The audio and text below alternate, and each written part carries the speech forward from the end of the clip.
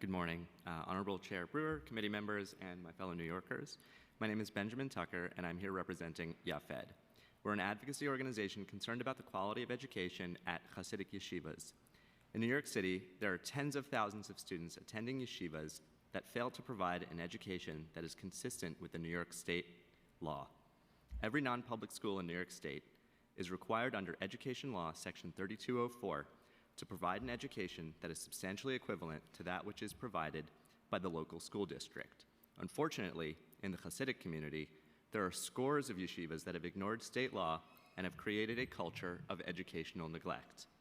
This situation has been allowed to exist for decades. This is a generational problem in the Hasidic community now. The quality of education at Hasidic yeshivas runs the spectrum of virtually a non-existent secular studies program to secular studies programs that are substantially equivalent. That this has been allowed to exist is a function of collusion between elected officials, education regulators, and yeshiva operators. Thankfully, the State Education Department produced clarifying rules that provide a clear framework for enforcement by the local school district. As a result of this action and court orders resulting from legal cases brought by YAFFED, the New York City Department of Education performed quality reviews of 24 yeshivas that resulted last June in 18 yeshivas being deemed to be failing their students. Slowly, the system has begun to respond to this problem. Slowly, action appears to be in process. However, this process requires oversight.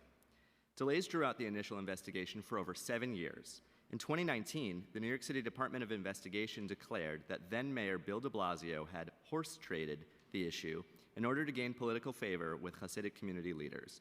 Throughout all this time, these yeshivas have been generously funded with public dollars in the form of mandated service aid, transportation aid, textbook money, special education funding, and food programs. Each of these government funding programs requires applicants to attest that they are in compliance with all local and state laws. Yet we know that these yeshivas are not.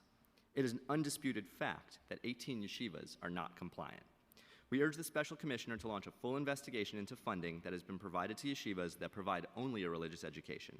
We urge the Special Commissioner to provide ongoing oversight to the Office of Non-Public Schools at the Department of Education. This office is charged with ensuring the compliance of non-public schools. This issue has been far too politicized over the years to allow these processes to continue unwatched. Compliance must be verified. Politics must be removed from the assurance of compliance. Thank you. Thank you, and your chair of YAFFA is the most wonderful woman alive. She's so fabulous. I just want to make sure that I say that. Thank you. I'll relay it to her, but I think she's also watching this right now. She's so fabulous.